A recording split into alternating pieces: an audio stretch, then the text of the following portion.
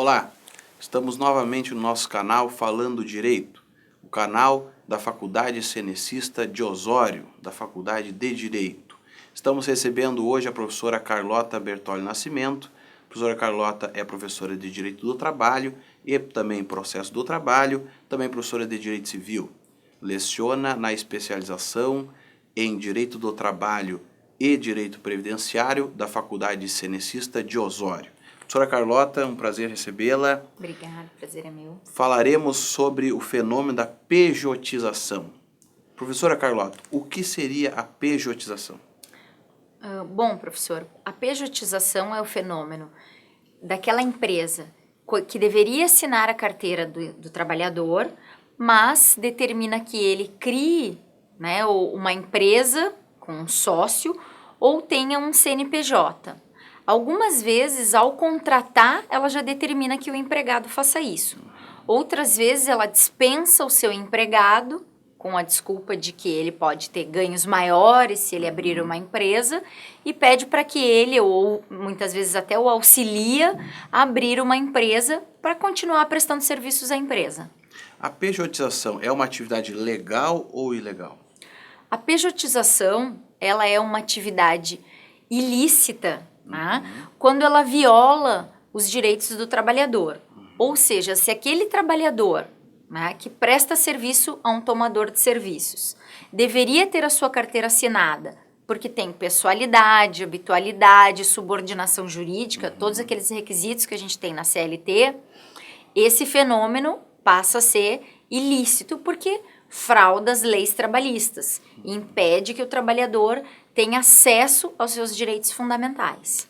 Bom, e em termos de verbas trabalhistas, a pejotização ela representa uma infringência a quais direitos? Por exemplo, se o trabalhador tem carteira assinada, ele vai receber horas extras se ele trabalhar além do que determina a Constituição Federal, 8 horas diárias e 44 semanais. Em algumas categorias esse horário é diferenciado, como o professor, o bancário, o digitador, o telefonista. Então, essas horas extras ficam prejudicadas, porque ele não é empregado, não tem direito a hora extra. Adicional noturno, insalubridade, periculosidade, penosidade, acidente do trabalho, dispensa arbitrária, ou seja, todo o rol previsto no artigo 7º, ele não tem nenhuma segurança de que vai receber. Bom, no atual estado da jurisprudência, nós poderíamos definir algumas atividades que estão sofrendo mais com a pejotização? As atividades onde a gente mais observa esse fenômeno são os representantes comerciais, que algumas vezes ou fazem parte da empresa e são dispensados, e é determinado que eles abram uma empresa, ou muitas vezes a empresa já contrata ele com CNPJ, já determina isso na contratação. O que a gente observa também é que algumas empresas têm uma parte de seus representantes comerciais com carteira assinada e outra parte com CNPJ. E isso é um pouco preocupante para o cenário empresarial, porque essa empresa pode ser condenada caso algum trabalhador venha e queira equiparação com aquele que tem carteira assinada. Tá? Outra modalidade ou outro fator bastante curioso que a gente tem observado são os médicos, tá? Que é uma atividade bastante específica. Né? Tem se observado que municípios e grandes hospitais preferem contratar médicos com CNPJ, em virtude especialmente da quantidade de horas extras que eles fazem, do trabalho noturno, né, em plantões e etc., enfermeiros, jornalistas, publicitários e muitos trabalhadores de TI, né, as novas tecnologias também têm se observado esse fenômeno. Bom, e qual seria o prazo para se postular esses direitos trabalhistas e a forma? Bom, se o empregado pretende ou se o trabalhador pretende tornar-se empregado, tá? Se ele vai requerer o reconhecimento dele como empregado e assinatura da sua carteira de trabalho, o prazo é o mesmo para aquele que é empregado. Ou seja, aquele prazo previsto no artigo 7º da Constituição e na CLT, 5 anos né? Sendo que após o término da prestação de trabalho, ele tem até 2 anos para procurar a Justiça do Trabalho. E todas as verbas trabalhistas, elas possuem o mesmo prazo de 5 anos ou algum outro tipo de verba tem um prazo maior? Bom, Marcelo, se ele for requerer o vínculo dele, o prazo é esse. E nesse prazo, nos últimos 5 anos, ele vai receber tudo aquilo que a gente chama de parcela salarial.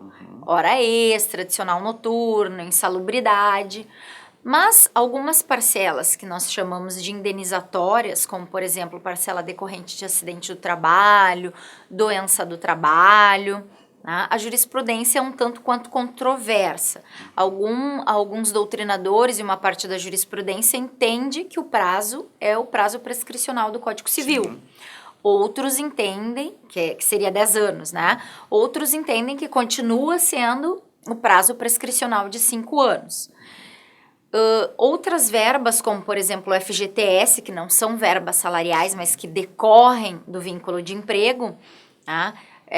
O FGTS essencialmente tem um prazo prescricional muito longo, que é de 30 anos, é o nosso maior prazo prescricional previsto na lei.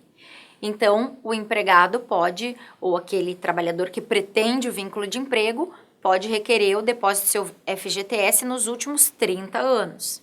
Tá? Em relação às verbas para a Previdência Social, tá?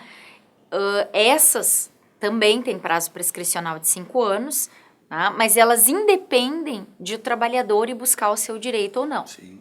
Porque, por exemplo, se o Ministério do Trabalho autuar uma empresa, o INSS pode ir executar essa empresa pela falta de recolhimento ou de repasse dessas verbas.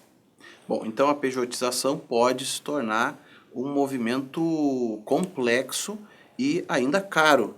Muito caro para o empregador, bastante caro para o empregador, porque o empregador tem que pensar não só na sua folha de pagamento, mas nos reflexos previdenciários e tributários e até no que isso pode causar para a imagem da empresa. Bom, tivemos então a entrevista com a professora Carlota Bertoli Nascimento. Muito obrigado, professora. Obrigada. E voltaremos com outras entrevistas no nosso canal Falando Direito. Muito obrigado.